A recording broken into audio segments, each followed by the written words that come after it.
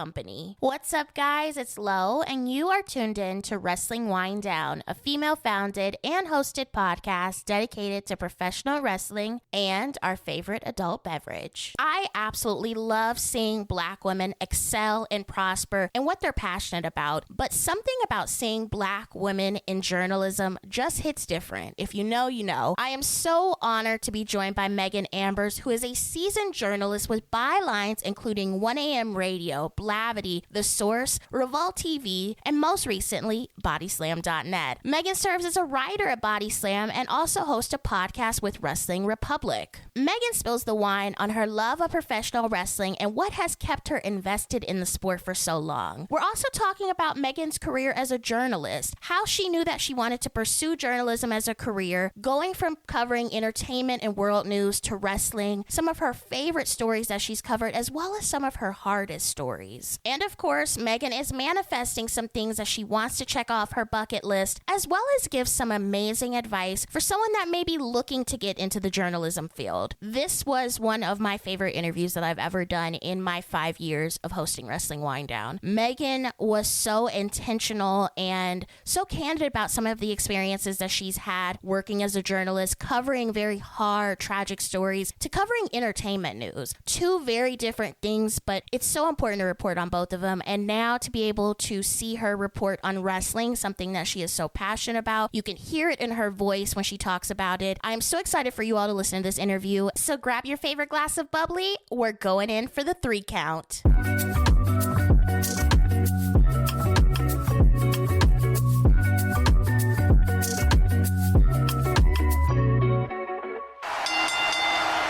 We are back with another episode of Wrestling Winedown, and I am joined by a fellow journalist. When we jumped on, Megan Ambers said, "This is so different for me. I'm usually the one interviewing, so I cannot wait to explore that as well as everything else she has done." Megan, welcome to Wrestling Winedown. Thank you. I appreciate this opportunity. Yeah, as I shared, normally I'm the one that's doing the interviewing, so just the preparation of getting questions together and stuff, that's usually something that I'm used to. So to see it being from the other side is pretty interesting. It's a little nerve-wracking, but I like it. Don't be nervous. We have wine, girl. We're fine. When did you become a professional wrestling fan? Oh, well, I started watching wrestling roughly, it had to be maybe about 11, 12. Fell in love with it like everybody else. It was something that was talked about in school. We had the boys imitating DX and stuff and getting in trouble for it. It was something that my family welcomed in the house. At the time, it was just me and my 3 brothers. My sisters came a little later.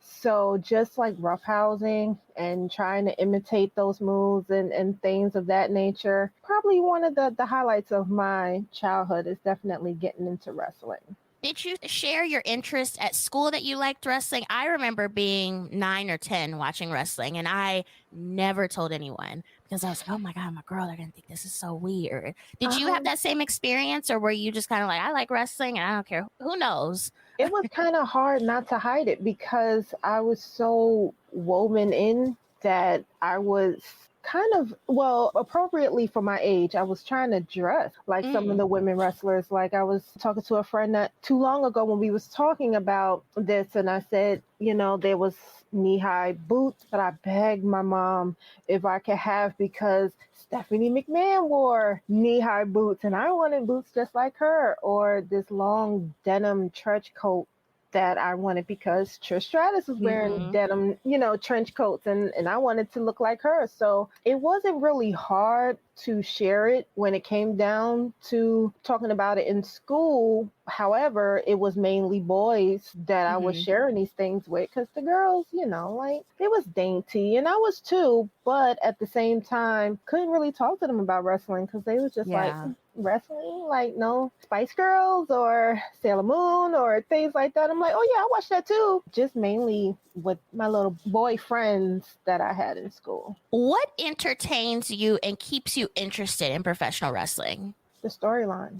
It's definitely the storylines. And I feel like that is because as a writer, you follow stories because that's what you mainly do. If you're an author writing fictional book, you're trying to come up with a cohesive and compelling story that will follow from beginning to end. It's the same thing as being a journalist. When you're interviewing someone, you are trying to find a story about them so that the readers or those that's watching it can understand the person that you're interviewing. And when it comes down to wrestling, I just really love the storylines because the wrestling is fun, but I feel like it gives a different layer to the wrestlers when you can see them in different scenarios. And as long as the stories is good, I'm always watch it. Who are some of your favorites when you first start watching versus now? I have to say Stone Cold, Triple H, specifically Triple H.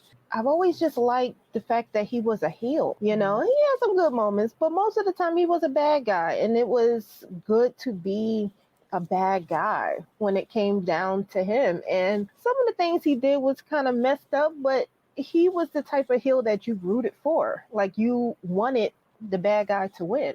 Mm-hmm. And yeah, definitely growing up, he was one of my favorites next to Stone Cold. Compared to today, Seth Rollins, of course, Cody Rhodes, Cody Crybaby. When I think of AEW, John Moxley, Orange Cassidy, Penta.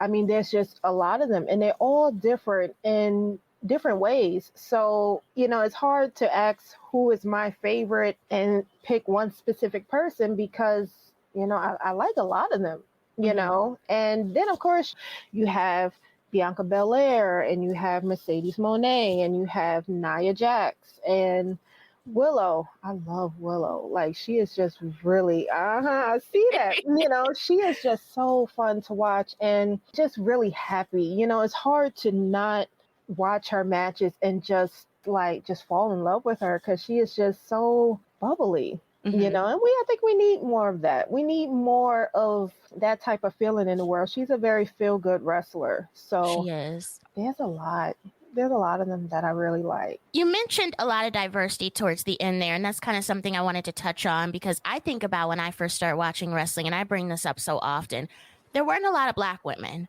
No. I remember Crystal Marshall being a backstage interviewer. She transitioned into a wrestler, and then you had, you know, Layla come in a little bit later. You had Alicia Fox. And then now it's like you have so many Black women, and it's so amazing to watch. But you start watching when it was Jacqueline and Jazz. Yeah. How has this transition, how has it been for you? You know, starting as a little girl watching it and you see two Black women to now you see a whole plethora of Black women from so many different walks of life. You have Bianca, who started in the Performance Center, no wrestling training, and has done such amazing things, to someone like Athena or Mercedes Moné, who have been all over the place internationally.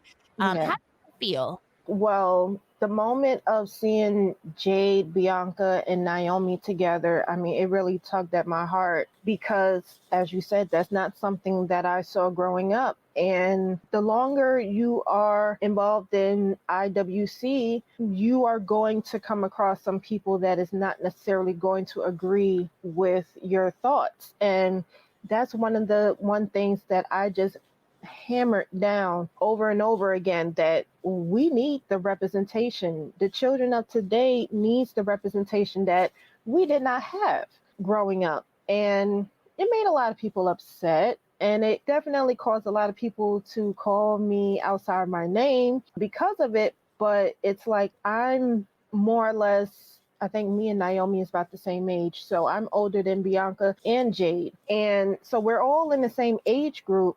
And I know that for those of them who probably did watch wrestling maybe once or twice growing up, they could relate to my sentiments that we really did not have anyone that looked like us. And like I said, you know, watching it, I grew up looking up to Stephanie McMahon. I grew up looking to Lita. I grew up looking up to Trish Stratus, but I did not look like them. And I knew that. I understood to an extent But it wasn't until I got older that I really understood that that may have had an impact on me that I didn't realize until I got older, that I was looking up to women that didn't necessarily look like me. But as a child, you don't think of those things. You just think of somebody that you like, that you're drawn to, but you don't realize the lasting effect that that could have, not being able to see yourself within them. Mm-hmm. And I just thought that moment was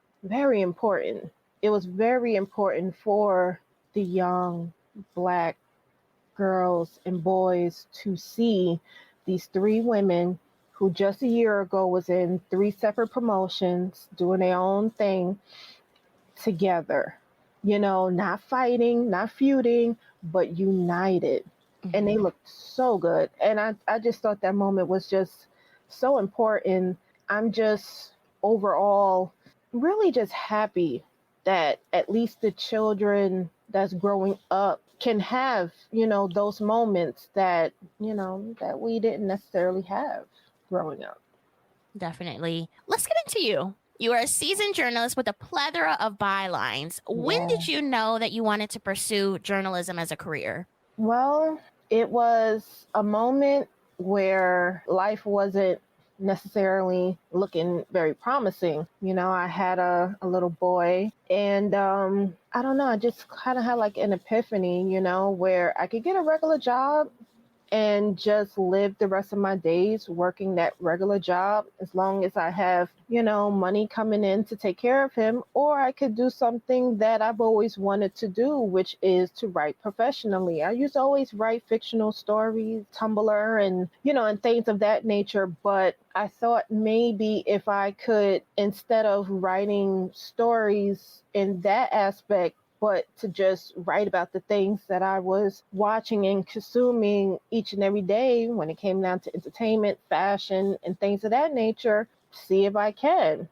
And so one day, this is like in the very beginning of Hollywood Unlocked, they were looking for interns. And so I applied. I didn't have any experience prior to, but I wrote 3 different examples and they liked it. And that's really just how that begun. How did it transition from being at Hollywood Unlocked to now you've been The Source, Revolt, 1 a.m. radio, and so many more? Looking back on that experience as an intern, how does it feel? It was a lot of ups and downs. Mm-hmm. It was a lot of ups and downs. I felt like when I worked at Hollywood Unlocked, it was luck, like it was just a stroke of luck. And as I progressed to The Source and writing for Vashti Cola, I had the experience from Hollywood Unlocked that got me in those doors. But there was just, I think at that moment, I realized that the importance of it's not what you know, it's who you know. Mm-hmm. Because a lot of people can open up a lot of doors for you. And it was at that time that's when I started kind of transitioning from writing to covering socials and becoming a social media manager with 1 a.m. radio. With that, it started with me writing certain articles for their site, which the first article was during Ye's album. He had 3 different listening parties and one was here in New York. And so I covered it, went, just pretty much jotted down what I saw, and I wrote a nice little review on it. And Jules just said, hey, you want to do this kind of full time? And I'm like, yeah. Just looking back at the places that I worked, there was a lot of happy moments. There was a lot of moments where I questioned whether this was the right choice. I think I definitely saw that there were people that was probably better at certain things than I was, and that definitely hurt my ego a little bit because the more progressive the websites became, the more people was like, look, we're not going to hold your hand. It's either you could do it or you can't. If you can't, we'll find somebody who can. I think that was like for the first time in my career, I heard that I was good, but not good enough. Like you could be replaced. We could find somebody else. And it was hard to accept at first, but after a while, I just had to really push myself because I knew if I didn't, no one else really was. I had Right. to do it myself. Did you have any apprehension about entering the field of journalism? So I don't know from your point of view, but I remember being in college and, all the old timers are like, if you go into radio, if you go into journalism, you're not going to make anything. They're quick to discourage young journalists or journalists that are just starting out to really get in the field. Did you experience any of that? Did you experience anything else being a Black woman in journalism? I think that was probably also the first time I experienced the boys club. I Mm-hmm. think those was definitely the times where I would see different stories that I would cover, and they were pretty soft ball compared to what some of the guys were writing about. I just didn't know if it was best for me to complain. It just seemed like just Mm-hmm. deal. It'll get better, but just it's growing pains. I Yeah. kept just telling myself it's growing pains. There's other women that's gone through this and currently going through it. So it's not just you. Just deal with it. It'll get better. And there was times where it didn't. It did not get better. And I had to move on. It was hard because in the back of my mind, I felt like now that I made this thought that was going on in my head public to them, how is this going to reflect on me moving elsewhere? Am I going to be labeled as difficult? Am I going to be labeled as someone who couldn't really handle the pressure? How is this going to reflect on me? Because I spoke out about something that I just felt like it wasn't fair. Yeah, just overall that, or coming across people that had a number of degrees behind them. And Mm-hmm. so, it's like they felt like they were more superior because of that. But when you would see some of their articles before it was edited, and it's like, oh, but just different moments like that. Getting involved in the journalistic field definitely grew me up a lot. It Mm. grew me up as a woman outside of being a mother, but it made me see the world for what it could be and just trying not to just let that world dictate who you are and what you could do. What have been some of your favorite pieces or projects to work on at some of these organizations that you've been with? I really loved writing about Bianca.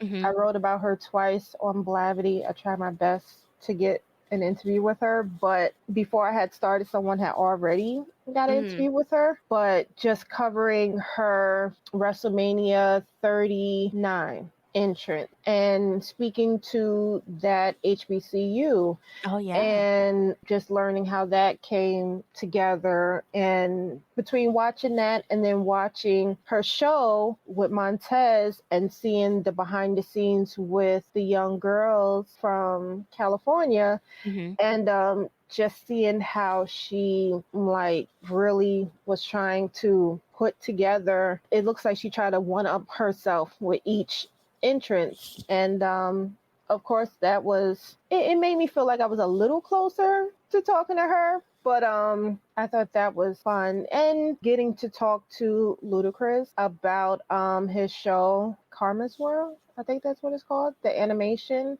I think just talking to someone I used to listen to in high school and just hearing his voice, and I think Inner Megan was really happy about that. Like that was a childhood dream coming true. Mm-hmm. Having the opportunity to talk to him and just telling him, I used to listen to your music a lot in high school, and if you would have told me years later that I wasn't going to do fashion and instead I was going to be a journalist and I'm interviewing you, I would have told you you're lying. Yeah, just talking to him and writing about Bianca. And I'm sure there's other things, but my mind is just kind of foggy. But some special moments, but those are the two that kind of stands out right now. On the flip side, what have been some of your hardest pieces or projects? When I used to write for Blavity, it was a particular piece of Blavity U, which Mm-hmm. was the demographics was HBCU students, high school, the younger Gen Zers.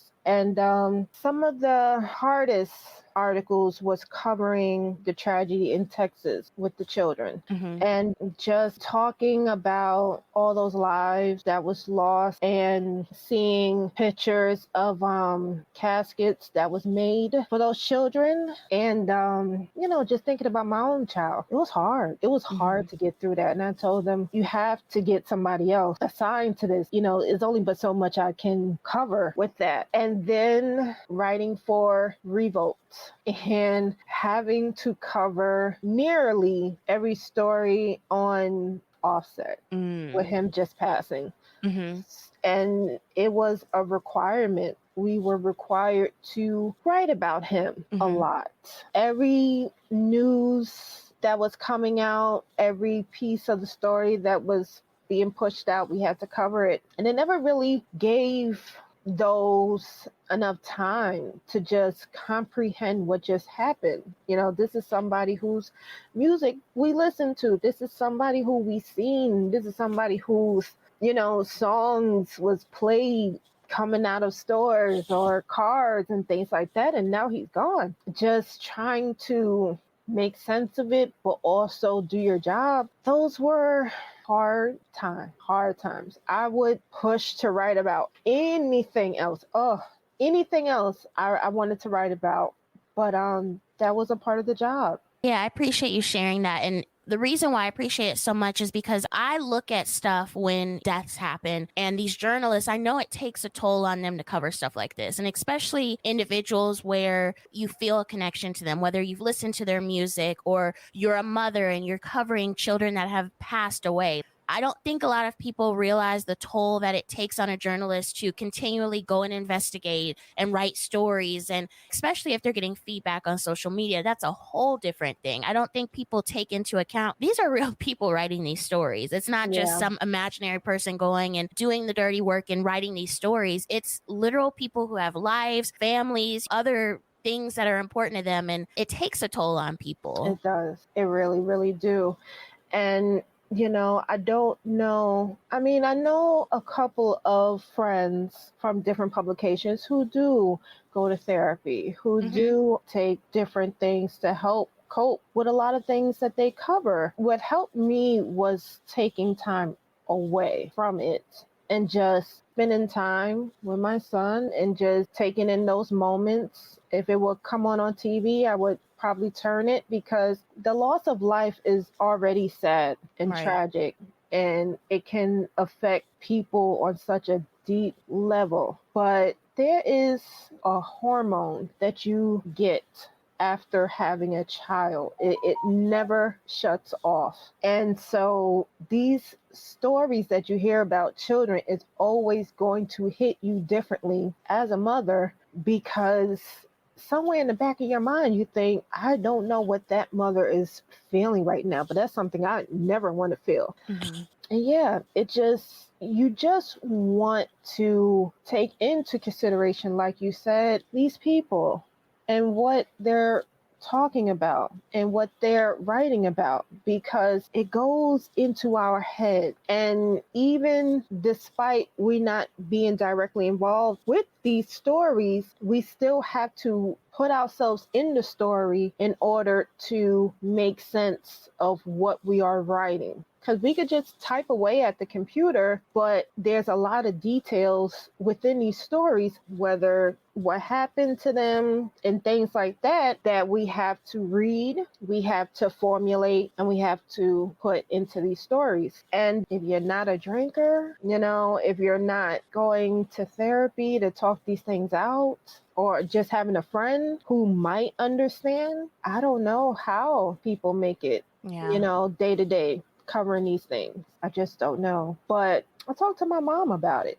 and I used to tell her, Mom, I can't, it's too much. I have to see it on the news every day. I don't know how these reporters is flying out there and they're talking about it, and they're there. They're in that atmosphere. I couldn't do it. I could not do it. Let's move over to your wrestling writing. You're now a writer at bodyslam.net. Yes. What made you want to combine your love of journalism and wrestling? You mentioned that you've done it before, but now you're doing it at a level at Body Slam. So tell me a little bit about that. How has the experience treated you so far? It's good. Something had happened recently, and I feel like if I put it out there, it's going to be out there forever. My most recent story got me blocked by the wrestler that it was on. I wrote about Swerve Strickland, and I wrote about his current title reign, and I just felt as though it wasn't suited for him. I felt he deserved better. And I don't know if he misinterpreted, but despite the article being in defense to him, I guess he took it the wrong way, and I ended up blocked. Have you had this happen before or no? No. Okay. No, he's like the first wrestler that I wrote about. Very interesting. Yeah. And I was taken back by it. I was kind of thrown off by that because despite how people feel about him, I was definitely one of the people that were rooting for him when he had won the title. I wanted him to win the title. I rooted for him when he won it. And I got a lot of backlash because of that. You know, I understood the importance. This is like right after WrestleMania with Bianca and Jade and Naomi. So I understood the importance of him becoming the first Black AEW champion. And I did not want the things that he had said and done, allegedly, to overshadow that. Because at the end of the day, I understand that what he said hurt a lot of people. It hurt a lot of people. And it definitely made me look at him kind of funny. But I wanted to still support this Black man, this Black wrestler. And yeah, I spoke on it. So, you know, if anybody care to see the article, it's pinned on my Twitter to where they could come up with their own discernment on whether they felt, if they understand why he did it or if they don't. Overall, my experience at Body Slam has been great. It's very welcoming. I also do podcasting for Wrestling Republic. So those are two brands that I do work under. Outside of regular back and forths on Twitter or Instagram, working with these two brands have been probably the highlight of making that transitioning from covering entertainment news, world news, things of that nature to just strictly wrestling. So I have nothing but nice things to say about both brands. There's constant discussion within the wrestling media space about everyone having a seat at the table, especially when the media opportunities come along, especially for WWE events. You have the AEW events, and I've seen a lot of dialogue with this. Do you believe that everyone has a seat at the table? Honestly, probably not. Probably not. I think that there is a certain requirement that each promotion looks for with their media. This could be just my opinion on it, but I do feel as though if you want to be media for either or, you might have to kiss some butt. You might have to speak highly of them. You probably can't be very critical of them in order to be in that type of environment. I've seen some people that I feel is far more qualified to be in those places, and they can't get a press pass to save their life. They just can't. And then you have those that are in it. They have become a favorite to them. And so therefore, it's just going to be easier for them to be in the front of a press conference or in the front of a scrum rather than someone who is, you know, openly critical of both brands, but definitely want the best for both brands because they enjoy it. But is there a seat for everybody? No, but it never is. You just have to kind of knuckle your way into those positions. On kind of the same realm, what advice would you give to someone who may be looking to enter the wrestling journalism field, whether it's a new graduate, whether someone's switching careers, maybe even switching what type of journalism they're involved in, or maybe someone that's just looking to make their mark? make friends with as many people as you can, and always put yourself in a position of being of help. I've learned with the publications in the past that if you present yourself as someone who can be there for that next person, if you are someone that is reliable, that they can call if they need an extra hand, those type of people aren't forgotten when it comes down to moment of opportunity. Usually those are the people that gets the call first. So always make yourself available to being of help to someone. I will also say sometimes it's not going to pay. Sometimes it is not going to pay. I know a lot of people want to get into writing and they want to get paid for their thoughts, and you have to look at the bigger picture, and you have to remind yourself of the end goal. And if the end goal is to be in those rooms where you can sit across from your favorite wrestler and ask them questions, or if you want to start a podcast where you can interview these people, you might not get paid in the beginning. You might not, but you can't let that deter you, the things that you want to accomplish. And just always know why you're doing it. Always know why you're doing it. Never lose sight on that, because there is going to be times where you are going to question if this is something that you can do. You are going to question if this is something that you want to do. You are going to have people who might see you in a light that you don't necessarily see yourself, whether that's good or bad. And their treatment towards you can reflect that. If they think you're too good, they might treat you bad. If they don't think you're good enough, they might treat you bad. But you have to keep in mind why you're doing this, and just don't let those outside voices take you down a path that you don't want to go. You have to be your own best friend. You have to.